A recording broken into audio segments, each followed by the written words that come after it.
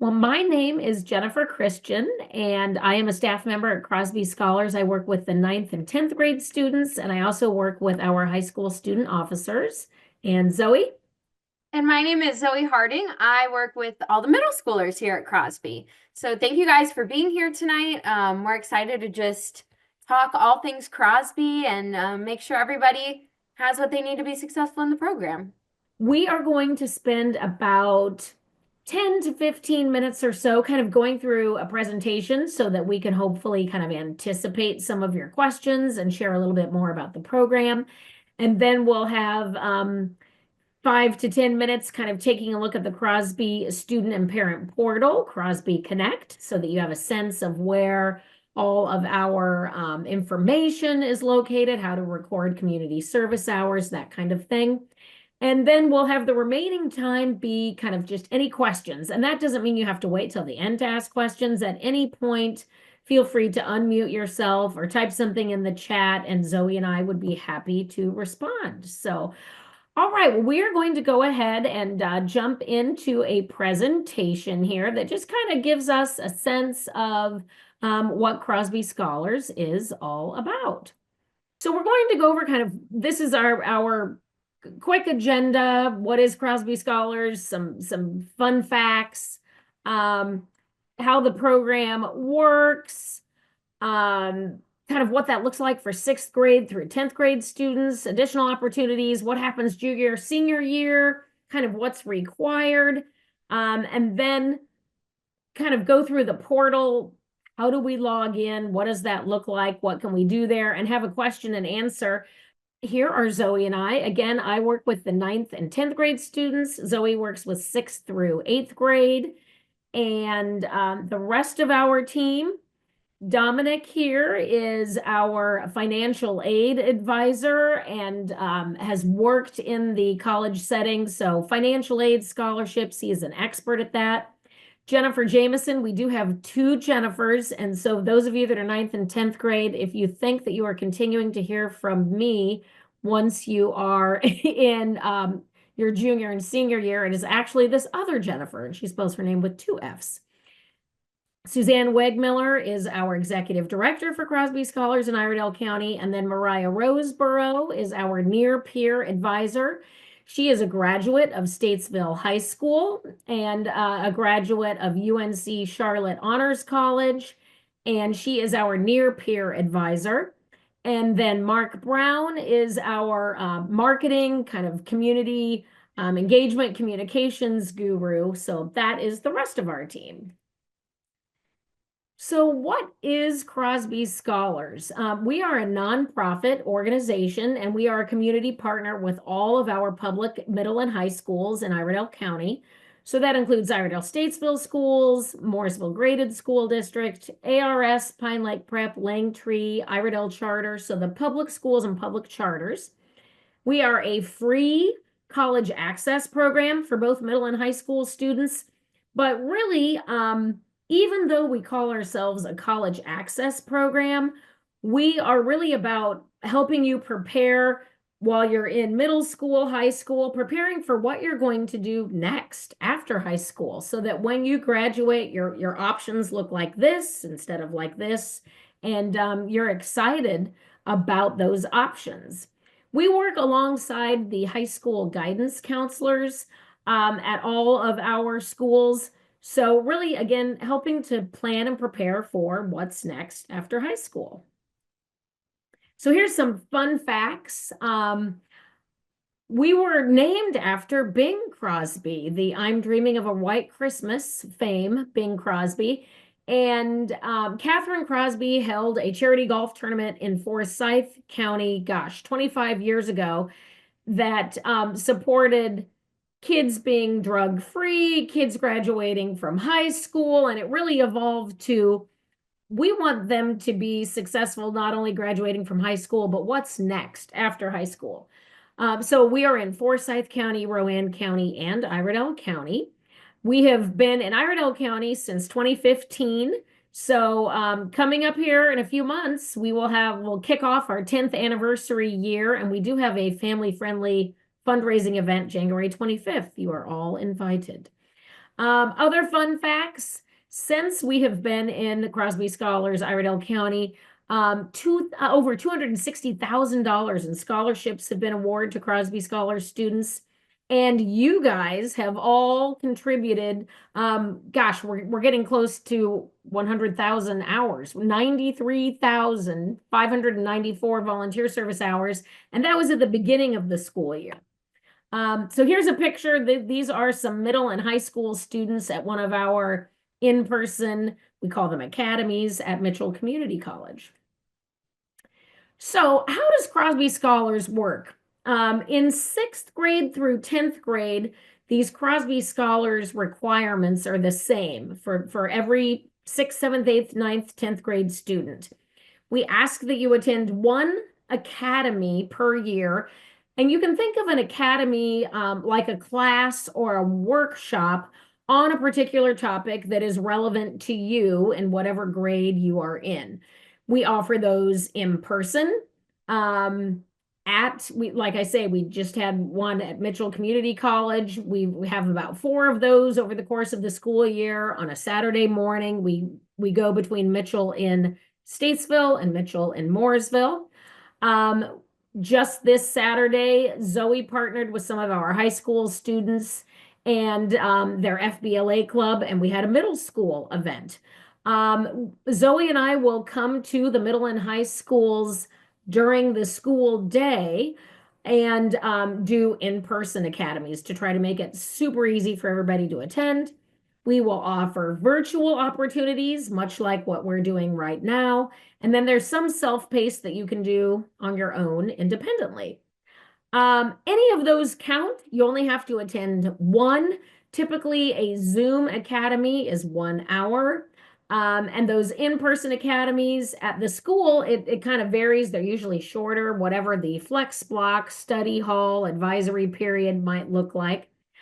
So one academy between now and the end of the school year, and then 2 hours of volunteer community service. Any volunteer service counts. This is a picture, Zoe and I in October. We have a stretch of road that Crosby Scholars has adopted in Statesville on Hartness Road, kind of by the Y and up to the hospital. And 2 times a year, we do a road cleanup. We offer a lot of different volunteer opportunities, but anything that a student does counts. So if you are in band, if you're in a club, if you are in scouts, anything that you do that helps another person out that you're not paid for, whether you're helping an individual in need or working with a nonprofit, doing a campus cleanup at your school, any of those count. And Zoe's going to show us in a little bit here how to record those hours when you volunteer somewhere. And again, it's just 2 hours of volunteer service over the course of the school year. We have some students who record every hour that they do, and that is fabulous. It's a way to help you keep track of all of those volunteer hours. But it also is handy if you, once you get to your senior year, decide to apply for a scholarship. We mentioned those scholarship hours. And we have a student who's been really, really involved in Crosby, a lot of volunteering, really participating in the program, versus a student who maybe has done just kind of the minimum each year, and all things being equal, we'll probably look at that student who has participated more fully in the program, for example. Part of the reason we ask students to do volunteer service, it's really kind of multifold. One, it's nice to give back to your community. 2, we know when a student goes to apply for a part-time job and they need to put down where have you worked before, and if it's their first job, there's not a lot of experience to reference. So volunteering in the community is one way to have someone where they could be listed as job experience. When you volunteer, especially if you volunteer somewhere consistently, you get an opportunity to learn time management, organization, communication, teamwork, much like participating in a club or an activity or a sport. Also, it's a great way to try out things that you do like or you don't like. We had a Zoom Academy last week with a third-year veterinary student, and she had mentioned that she's always loved animals, and during high school, she did dog walking for the Humane Society. So, just taking a look at, kind of fine tuning, do you like something or not like something? Volunteering is a neat way to do that. And if you are college bound after high school, that person who serves kind of as a supervisor when you volunteer could be a great person to write you a letter of recommendation during that college application process. So, just to give you an example of what those academy topics might look like, they could be communication, time management tips, personality profile, and how that translates to classes you might want to take in middle and high school, to what you might want to study and what you might want to do as a job, as a career. We have a fun one in middle school called Weird Careers. We've got organization, test taking tips, and this is just an example of some of the academies we offer. And these are some students at one of our in-person academies. This is a welcome meeting with middle and high school students in that picture. Additional opportunities. This is a photograph from one of our college tours this summer. We offer college tours for middle school students and for high school students. Those college tours, we typically offer them in the summer because we've got students representing many different school districts, and everyone tends to be off in the summer, as well as the fact that college campuses are ready to receive large groups. So that is everything we offer is completely free. We usually go and visit 2 campuses in one day, might be a small campus and a large campus, a private school and a public school. So that's something to take advantage of. We have lots of career exploration opportunities, both for middle and high school students. At the high school level, we offer something called Try It Tuesdays, where we have explored careers in culinary, aviation, manufacturing, engineering, healthcare, business, public safety, like law enforcement, firefighting, and emergency medical services. We've explored cosmetology, psychology, teaching, all kinds of different law. We had a new one this summer about law. And then both at the middle school and high school level, there's an opportunity for leadership, student leadership. In the middle school years, it's an ambassador program. And in high school, we call those students student officers at their high school. And really, those students help to communicate the benefits about Crosby Scholars with their fellow students. That could be through open house, orientation, curriculum night, any events we hold at the school. And both for middle school ambassadors and high school officers, we have a 2 to 3 day kind of orientation and leadership event in the summer for those students that are interested. And then I know we have a couple of parents. We have a complete parent series of information as well for parents on things that are college related, school related, and that is typically the 3rd Thursday of every month. So that is all available to you. We won't get into this too much since we've got middle school and 9th and 10th grade on this call. But in your junior year and senior year, in addition to those requirements that we mentioned, at the end of your junior year, you will also be assigned a one-on-one advisor that will work alongside of you to help you plan for what's next after high school. We encourage you to attend job fairs and college fairs, depending upon what your path might be, what you're thinking about after you graduate. We have a lot of ACT and SAT test prep. How do you create a college list if college is something that you're interested in? How do you apply to college? How do you apply for scholarships and financial aid? We have workshops and academies on all of those topics and more. So just a recap, and then I'll turn it over to Zoe. 1 academy or workshop per school year, and then 2 hours of volunteer community service. I'm going to go ahead and turn it over to Zoe, and she's going to show us how to log in through our website. And if you have questions at any point, we can share this screen again later, but if you have questions at any point, feel free to let us know. But I will go ahead and turn it over to Zoe, unless we have any questions. I know that was a lot of information, kind of rapid fire. Any questions before she walks us through? And I'll keep an eye on the chat. So if at any time, so Zoe, go ahead. Perfect. Thank you, Jennifer. All right, so here I have just pulled up portal.crosbyscholars.org. That takes you basically to the landing page for our portal. You can get to this through our website. Up in the top right-hand corner, there's a little blue person icon. You can click on that to get here. Or I know in my middle school newsletters, I always have a link directly to the Crosby Scholars portal. And so once you get to your CrosbyConnect link, here's where you land. Go ahead and click on Student Portal or Parent Portal. They take you to the same place, so it doesn't really matter which link you click on.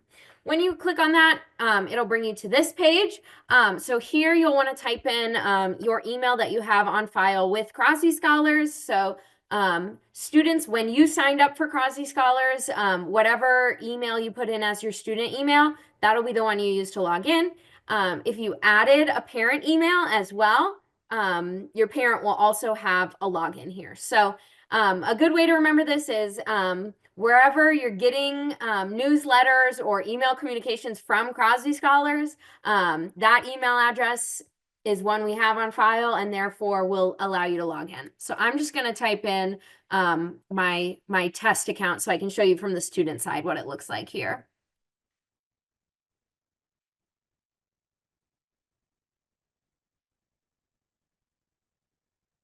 All right, so again, we do not have like a password system or anything. It will just send you a code directly to your email address that you will then type in to access the system. All right, so if you've logged in using an email we have on file for you, you will land on this dashboard. If something comes up that's like, we don't recognize this email, it'll try to direct you to create a new account. If you run into that issue, you guys are all in Crosby Scholars, so we definitely have an account for you under some email address. So just let us know and we can help you figure out if you're getting stuck or it's not letting you log in. We can help you figure out the right email address there so that you don't accidentally end up with more than one account. So, but if you land on this dashboard, you've logged in correctly, you're good to go. So there's a couple things I want to kind of point out here on the dashboard. Right here on the top left corner, you'll see these super fun little bars to show your progress in the program for this school year, and then also your community service hours. So as you complete your one required academy, as you complete your 2 hours of community service, this program progress bar will fill up. And again, as you get your community service hours, they will show up down here. And that can kind of be an easy way to see if you've completed your requirements for the school year. Over here on the right side, we have upcoming tasks. And so this is where you can sign up for events, fill out the community service form and more. And I'll show you that in a second. But the one thing to keep in mind here is that if you have already attended an academy, but you're looking for additional like academies or events to sign up for, once you've completed that requirement, it will kind of like disappear off of this upcoming tasks list. Same thing with community service. Once you've hit your 2-hour minimum, it disappears off of this upcoming tasks list right here, but it's not completely gone. You can still submit more hours. You can still sign up for more events. You just need to scroll down to this bottom list here. Here you'll see all of the tasks, even if they're ones you've already completed. So if you're looking to sign up for like an academy or an event and you don't see it up here in the upcoming tasks, just scroll down. It'll still be down here at the bottom. So let's talk about how to sign up for an event. So there's a couple ways to do that, but I think maybe the most self-explanatory way is to click on Academy requirement. The student is listed as 7th grader, so you can see 7th grade Academy requirement. That'll be, that'll say whatever grade you're in. But if you click there, you'll be able to see the full list of upcoming Academy events that you can register for. One thing I'm always telling my middle schoolers is if you don't see one that fits your schedule or that interests you, don't worry. This is not the full list. More academies will continue to show up in here throughout the year as we schedule them, as we publish them. So like right now, you can see all of these events have already happened. There's only like 3 events in here right now to sign up for, but that doesn't mean these are the only options left. There will be plenty more like virtual academies throughout the spring that'll show up here as we schedule them. So if you see an event in the Academy requirement list that you like or that you want to sign up for, you can just click that register button right there. That will direct you to this page, which will give you a few more details about the event. And then you can go ahead and just register for the event. If you need to, for any reason, cancel an event, like if you're getting the event reminders and you've decided you no longer can attend or you no longer are interested in attending, we do ask you to log back into the portal and cancel your registration. It's super easy. You just can't come to this same list, scroll down to the event that you want to unregister for, and just hit cancel, and you can cancel your registration just like that. We ask you to cancel registrations if you can for any events you know you're not coming to, just so that we can keep track of an updated attendance list, and especially for events like if we're ordering food or anything like that, we try to have accurate numbers. So we just ask if you know you're not going to come to something, go ahead and log in and cancel that registration. So that is kind of the basics of how to register for an Academy event. So I'm going to go back to the homepage here. And again, that was just the Academy requirement, signing up for events. The other big thing that we ask you to do in Crosby Connect is submitting the community service form to record your community service hours. So if you are doing community service with another group, or you're volunteering wherever it is that you are doing your community service, we won't know about it unless you tell us what you've done. And so the way that you do that is once you log in, find the community service task. It'll either be here in upcoming tasks or down below here. You can always find it. So if you click on community service, it brings you here, and you can complete the community service form. So you can see here what we ask you, what information we ask you for when it comes to a service event is how many service hours you did. So we'll just say I did 2 hours of community service on, we'll just say today's date because I'm just making this up as an example. That's January. Okay. And then the name of the organization you served, maybe you were serving with Rescue Ranch. That's a nonprofit up in Statesville, just as an example. But whatever organization you were serving with, maybe that was Boy Scouts, maybe it was Feed NC, whatever that looks like for you. The organization, activity description, just a couple of sentences about what you did. Let's say I helped clean out kennels. And then verification of community service is just a person who can verify, an adult that can verify your participation in this community service event. So let's say that my parent was named Jennifer Christian, and she drove me here and she supervised as I did my community service. I would put in her name and then either her phone number or her email address. I'm just going to autofill mine.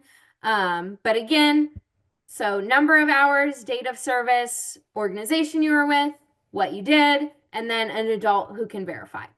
Once you submit that community service form, it will show up right here under the community service tab as a submitted form. And right now it's under review. So us as Crosby staff members, we periodically go through and review all of the submitted community service activities. And then once we reviewed it and say, yep, that counts as your community service, you'll get an email that your form was approved, and it'll show up on this list as approved. So that's another way you can always come back in and check and see if all your service hours are in there or if they're approved. By clicking to this community service page. So this is where you complete the form, but also where you can kind of track your previous forms. The last thing I want to show you in the portal is the calendar feature, which is super awesome. So up here, right at the top bar, when you log in, if you go to the calendar, it will show up with any upcoming events that are, within your grade band. If there's something that you are eligible to attend, like right now I'm seeing all of the events that are open to seventh graders because I'm considered a seventh grade student here. But you can see kind of in calendar format any of these events. And if you click on them, you can directly register from this calendar page. And you can, go forward in time, see spring events laid out as a calendar. And again, as we publish more events, they'll continue to show up in the list and on the calendar. So I think that was kind of the main things I wanted to touch on in the portal. The only other thing I want to mention is if at any time you want to update your information, if you need to update what school you attend, changing, what email address you have on file with us, any of that stuff, students, if you want to add a parent's email, up here, you can always click to my profile and then hit edit, and you can edit any of your information that we have on file for you. So I think that was everything I wanted to touch on. Unless, Jennifer, is there anything else in the portal you want me to talk through before we go to the question section? No, I think it's great. If you do maybe just want to show the website, and again, where they click on the website to land here might be the only. Sure, yeah. So this is our website, crosbyscholarsIredell.org. Make sure you're on the Iredell website.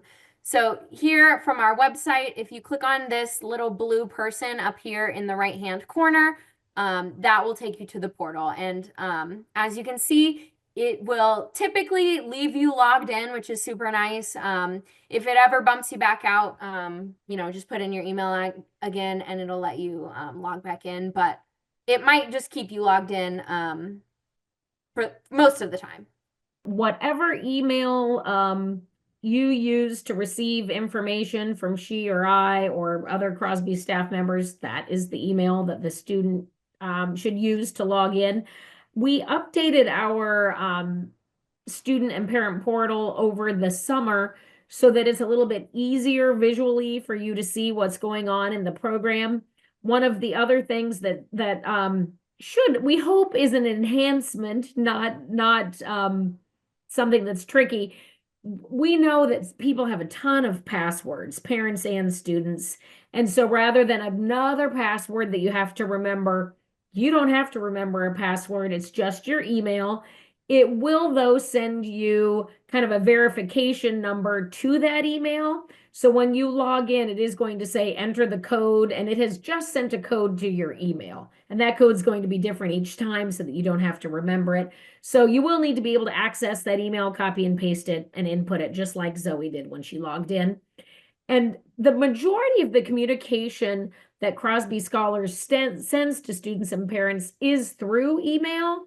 So Zoe and I each do a newsletter.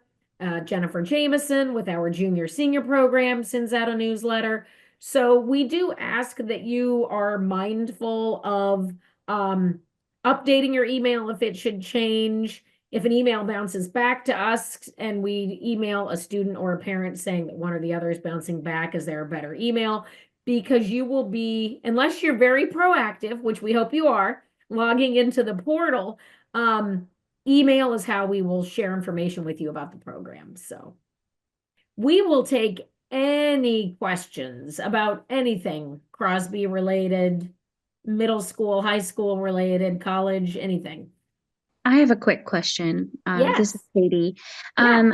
So my son volunteers a lot at church with some of the programs there. Is that something that he would be able to log as his volunteer hours?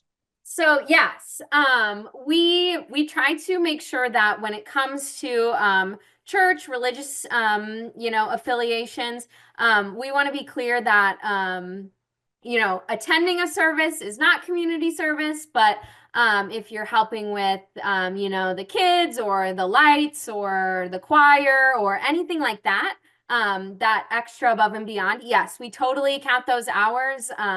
Just go ahead and submit them in the portal and those will get approved. Especially those things, yeah, to Zoe's point, if it is helping out someone in the community, if you are helping in some way, that can count. Perfect. Thank you.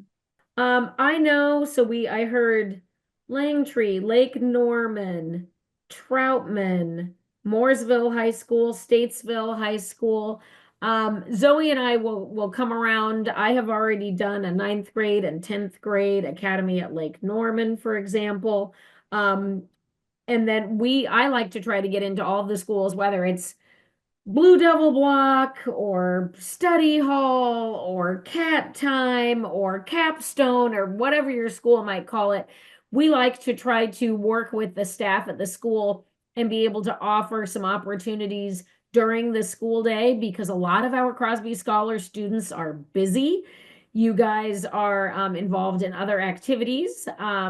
Or you ride the bus, or you carpool, or you've got after school sports clubs. So we want to try to make it as easy as possible for you to participate in the program. So when we can schedule with a school, we will try to offer something at your school, sometimes even community service opportunities.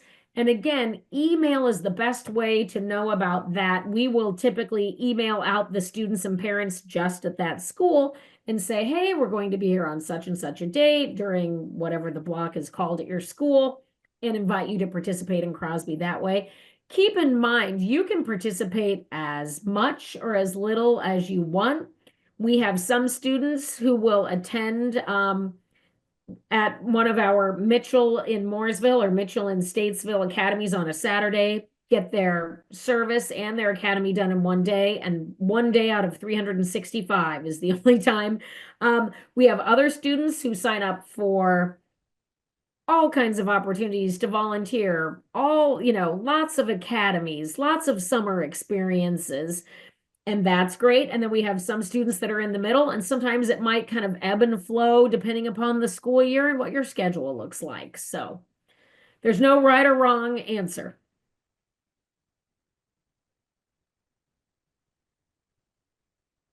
Any other questions or comments? I will say this, because I know that we've got some new students.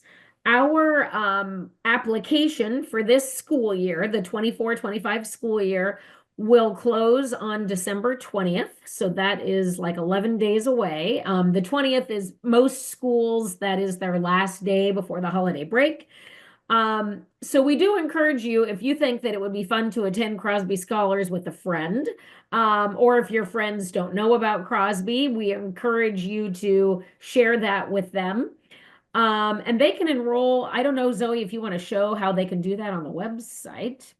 But we encourage you to do that. And those of you, I know we've got, I know our student from Lake Norman High School is a 10th grader.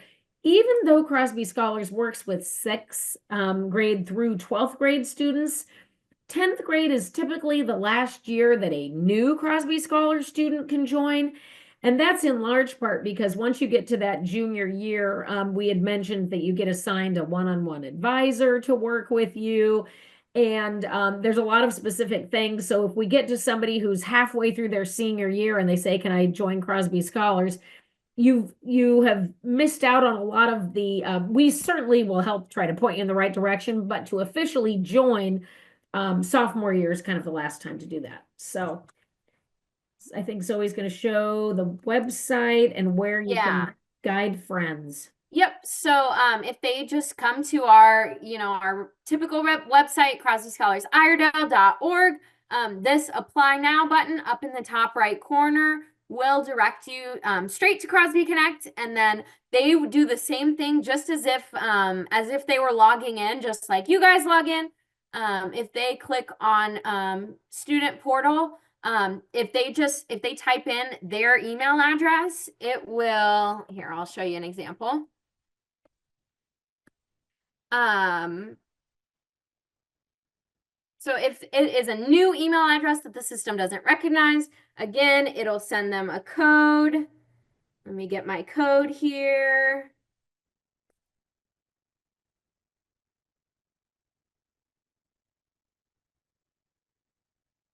And it will bring them to this. So this is the page that basically is directing you to enroll as a new student.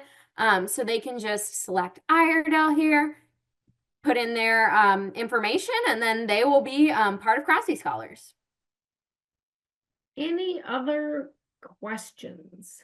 Do you typically send like upcoming events or community service opportunities by email to the parents, or is that something you have to go in the portal to see every time?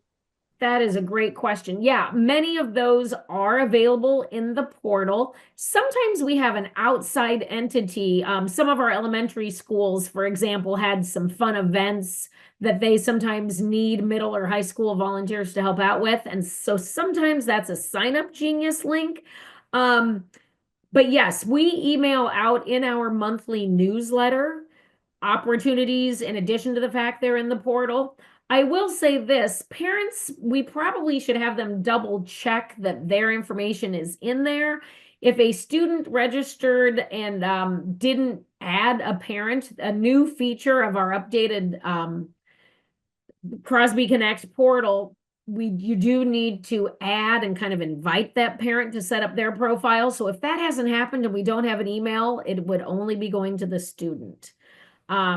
But yes, we typically, Zoe and I make it a practice that when something is happening, we email both the student and the primary parent that is listed. And I will say it's super you. easy for us on our end to add a parent to a student's profile. So if you're not getting the emails and you want to, if you just email Jennifer or I, we can super easily add you in there to the mailing list. That's good. Thank you. And then I think, was it Hans? Did you have a question? Yes, ma'am. So I'm in band myself, and I was gonna ask, how does band contribute to community service? Yeah, that's an awesome question. So if through your participation in band, you ever need to do some service. So I'll just thinking of an example. If at Mooresville High School, they ask you guys to take care of concessions, or they ask you to do something on campus.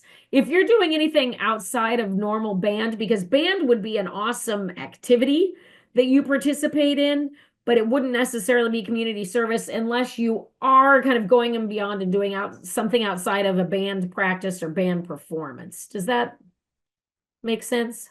What about concert? Like, do concerts count? No, not. I mean, we typically don't count performances, a concert, as community service. I see where you're going. If you here's an example. Let's say you volunteer. What instrument do you play? I play clarinet.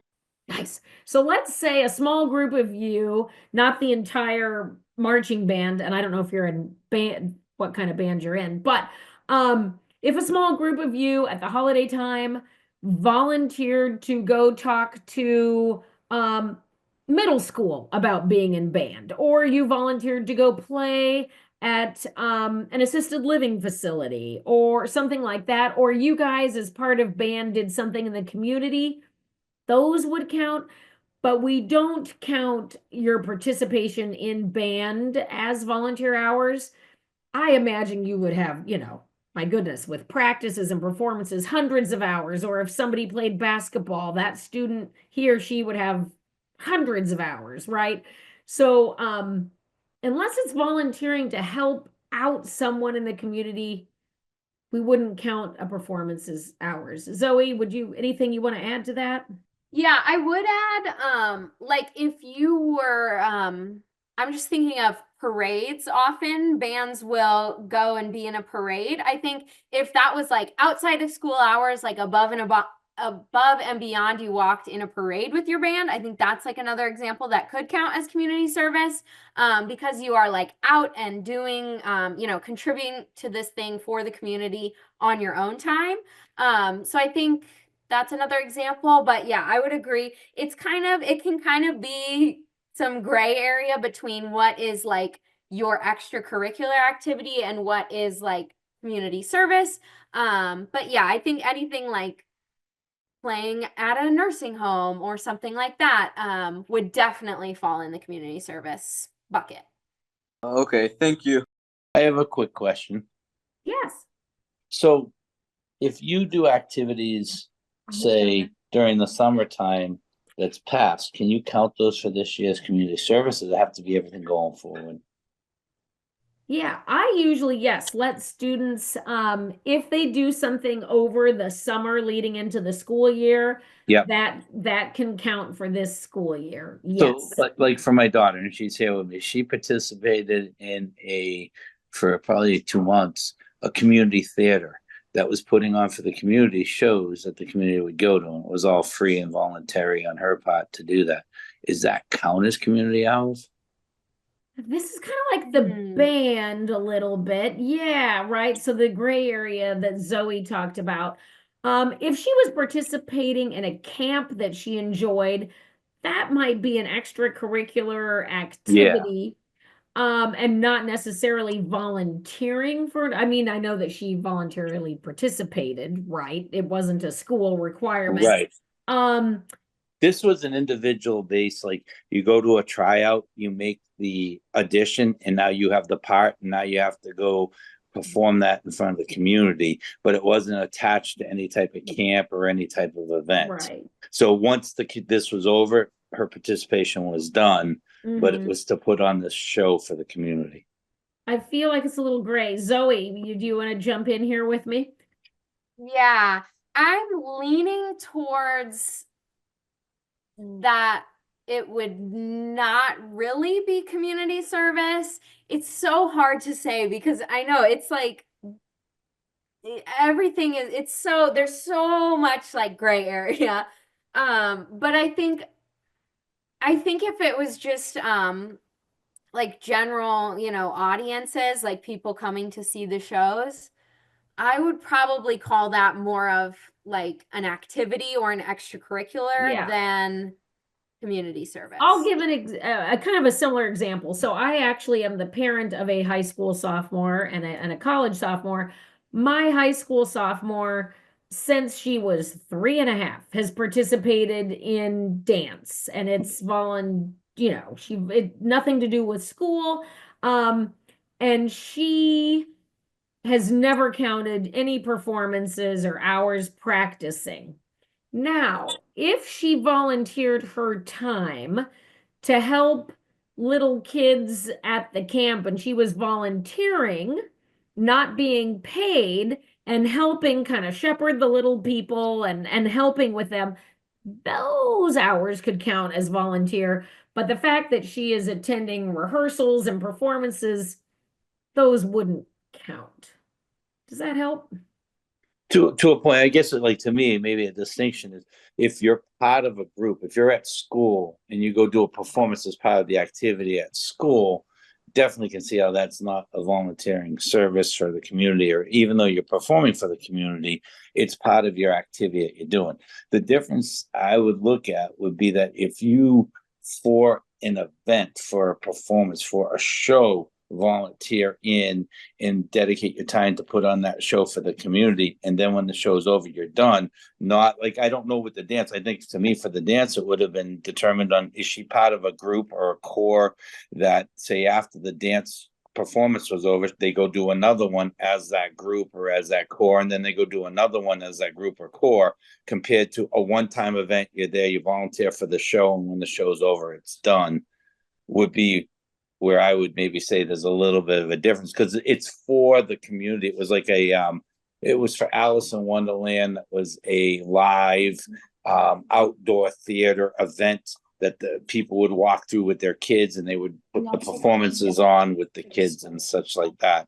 But it wasn't part of any corps or any group or any, like, everybody was individuals that volunteered into this entity, and then it became a show. And when the entity was over, the group broke up, and they haven't done any other performances. Gotcha. It was a community group that everybody volunteered to put together a community production. That's right. Okay, yeah. Is that different? I mean, it might feel a little bit different that this was a community effort as opposed to something that she is attending. Why don't you just go ahead and fill out the community form and submit it, because I think you have a sense. Yeah, it feels a little different if these were, to your point, this is very organic volunteer-based community theater. I see where you're going. Right. The other question is like she also participates. She did it last year. She does it this year on the student council for her school. And so they have the hours that it takes to go to the meetings and put on some different volunteer hours that they have to do and such like that. And I know all that possibly would count because it's for the greater men of the school, for example. But can she count hours that she's using? Like if she goes, they have a requirement there, I think it's 20 hours a semester for student council. And then there's another group and she's then it's requiring, 10 hours a semester for that. Are the hours transferable that if you got them, you have them, or do you have to do it specifically for Crosby and nothing else? No, we are completely fine if a student has hours that they need to volunteer for student council and beta club and other things, that those hours can also be used for the Crosby Scholars hours. If the other organization doesn't allow that, you'd have to know their Yeah. nuances, but we're perfectly fine. Just like Zoe said, scouts, student council, whatever a student might be volunteering their time for, that's fine. We don't ask that you do additional 2 hours for us. Sure. And the very last question is that, my daughter's in it. I have a stepson. He's not in it yet. They're both in the 10th grade. And so is it too late for him to join if he wants to? And is it grade based too or not? Yeah, so I work with 9th and 10th grade, and in certain cases, this year, for example, we have some ninth grade specific content in those workshops or academies, and we have some 10th grade specific. Sometimes we might invite both grades. Similarly, Zoe might do all middle school students, or she might do some things specific to grade level. But no, your stepson, does he attend a school in Iredell County? Yeah, my daughter and he both go to the same school in the same grade. Yeah, that's great. He can definitely still join. The application does close. We said December 20th. It technically will be open through the end of the month, that enroll now on the website. We know, though, that a lot of students, with December 20th being their last day before the holiday break and families being busy, we don't want them to forget. So we're promoting December 20th as the date, because once we roll over to 2025, it will no longer be live on the website, and 10th grade kind of is the last year for him to join. So I would encourage him, if you can, for him to join tonight so that we don't forget. Okay, we can And do I that. will say just a tip when you're adding like another student within the same family, when he is going to join, make sure you start with his email address when you're logging into the portal. Like have him put in his student email or whatever email he wants to use, and then it will recognize that that new email. You're trying to create a new account. And then after he puts in his information, you'll be able to tie it back to like your parent email or whatever parent email you want to use on his account. But I just always say, start with that student email so that the system can recognize you're trying to add a new student and it doesn't just try to log you back into your existing account, if that makes sense. Yeah. Okay. Sometimes if it, to Zoe's point, on the back end, if it recognizes an email like a parent email, or if the student had participated in 6th grade and now they're in 10th grade and wanting to re-enroll, if it recognizes it might be a little glitchy because it thinks there's already an account. So that's very good. Yeah. Recommendation on Zoe's part. 2 more questions with this. Do you have student positions when they hit the 10th, 11th, 12th grade into like the president, the vice president, treasurer, and things like that, executive board or student government type positions for this organization in Iredell? Yeah, so it isn't necessarily an administrative board with kind of like you're saying, the typical secretary, treasurer, VP, president.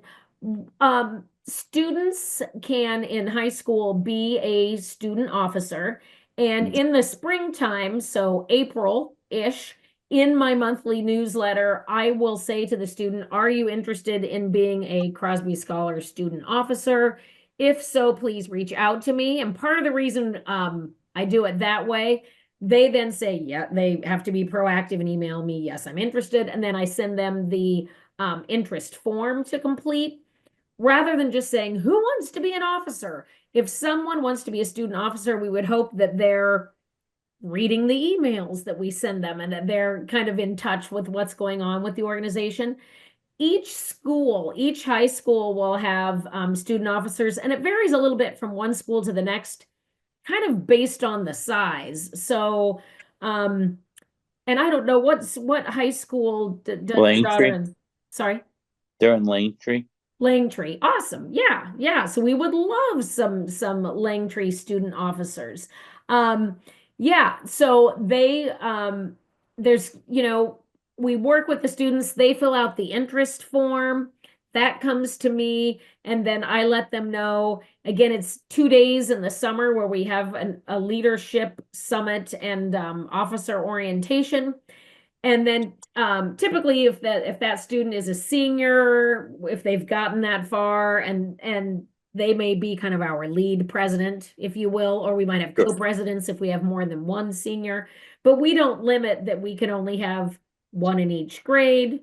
For example, if both your daughter and stepson, we don't limit the number per se. They need to have completed their requirements, be in good standing, etc., and be willing to participate and promote the program. That might be Now, for a student that comes in the 10th grade compared to someone in the 6th, they're going to be lacking in many years of community service, for example, and such like that. Even though you're joining late, is that negatively looked at upon your Crosby Scholar endeavor? No, not at all. We're thrilled to have students join us at any point. We recognize that a student or parent may not have been aware of the program. They, in some cases, students change schools. So no, that's not a negative at all. We're thrilled to have a student at any point. Okay. And the last question I have was participating community service. I was thinking another option would be what type of programs Crosby Scholar itself has, like you said, a newsletter. Can you participate in helping produce content for the newsletter? Are there different types of activities that you can do to help with the entity Crosby Scholars? Yes, that's a perfect question. We will have a lot of student volunteers, as an example, helping with check-in and other event planning and event execution for the event on January 25th. We've had students help with open house events.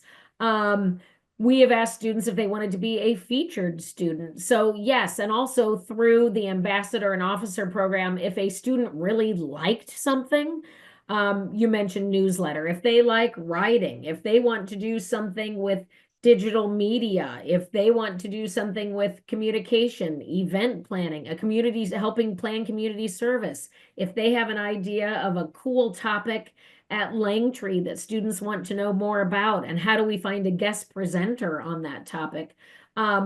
We recently, at our November in-person academy, there is a fellow sophomore, speaking of, who has attended 2 different schools within our county, and she has started a nonprofit, and she organized an entire service project for our middle and high school students attending in November. She had a presentation about the nonprofit, who it helps and why, and then brought all of the materials for them to help assemble backpacks for students in need. So there's all kinds of opportunities, and we love it if a student approaches us with a new idea. Yep. Okay. I'm questioned out, I think. Do you have any? Okay. Yeah, so we'll get my son registered and get him on board too. And I guess a lot of the communications all come through these emails. Yes, yeah. And did you and your daughter get the email from us that had the link to this Zoom? I believe so. I got the email. How you got in I did. Okay. So I did. I got it from somebody. I just didn't see the name. Whoops. Yeah. Thanks. Perfect. Yeah. So that is my email address, Jennifer Christian. So if any of you have any questions, please feel free at any time to send an email. Okay. Sounds wonderful. Thank you. this kind of concludes the welcome meeting. Zoe and I will hang around in case anybody does have a question, and obviously you can email either of us at any time. We try to make ourselves available, so don't hesitate to reach out. And thank you all so much for spending some time with us. We wish you a good holiday season, and it was good to meet everybody. Thank you so much. Thank you. Thank you, Have a Carrie. great Thanks, rest of your Hans. day. Thanks. Thanks, Kylie.